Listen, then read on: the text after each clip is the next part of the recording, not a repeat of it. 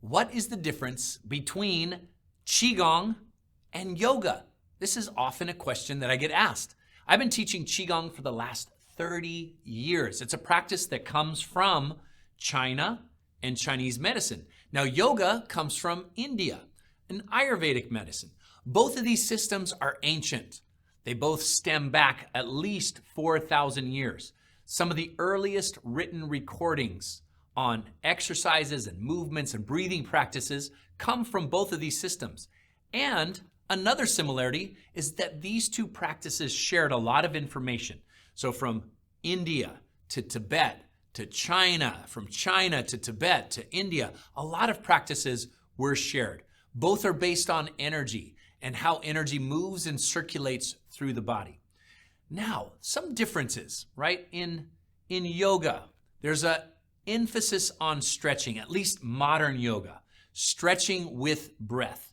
Now, this is more of a recent phenomenon, meaning that it doesn't go back to those 4,000 years. It's more through British gymnastics and pranayama and breath techniques and certain postures that all came together in more modern times that we see these yogic practices that here in the West that are so popular. They're still working with energy, breath, movement, meditation, and mindfulness. Now in Qigong practices have ancient roots as well. In Chinese medicine, for example, there's 5 branches to the medicine. You have Qigong as one of those branches to the medicine. Then you have acupuncture and herbs, nutrition, and massage therapy. And you'll see a lot of similarities between Chinese medicine, Ayurvedic medicine. Massage therapy, lifestyle, herbs.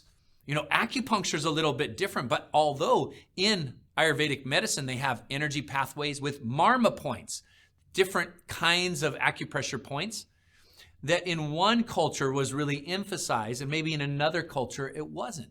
So it just depended. Now in China, there's 3,000 styles of Qigong.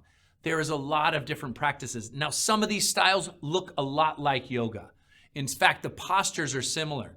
For example, Warrior 2 in yoga, you're going to hold that posture. You're going to get into the posture and hold that strength and power and breathe into it and bring some mindfulness and set intention.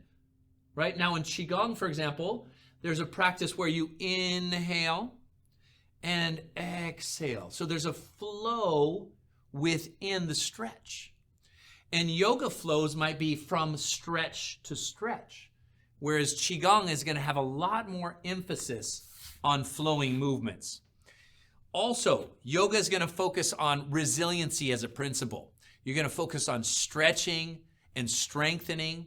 And this idea of flow is really unique to Qigong. For example, when you do Qigong, you move your body with these slow motion kinds of exercises, intentional breathing, moving with relaxation.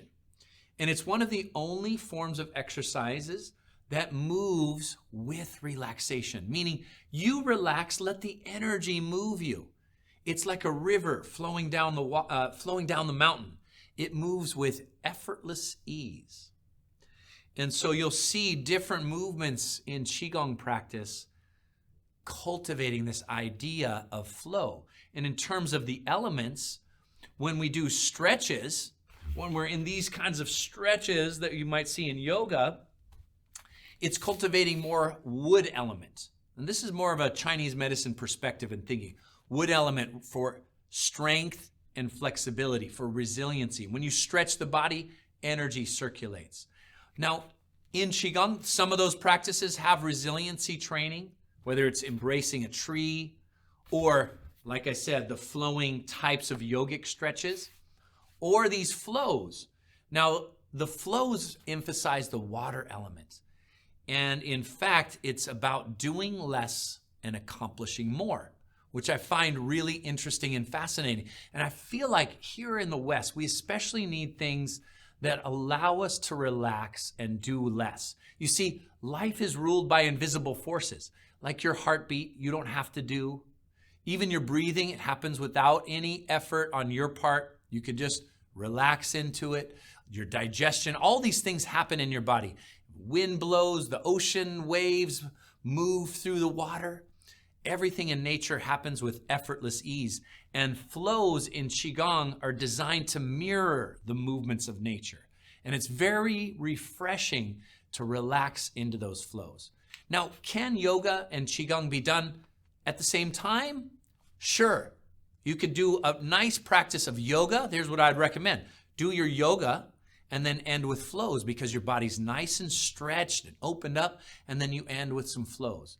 Now, that's my opinion. You're going to find differences in opinions from different Qigong teachers or yogic masters, but the resiliency training of yoga leads really well into the flows of Qigong. Or do a yoga practice in the morning and a Qigong at night.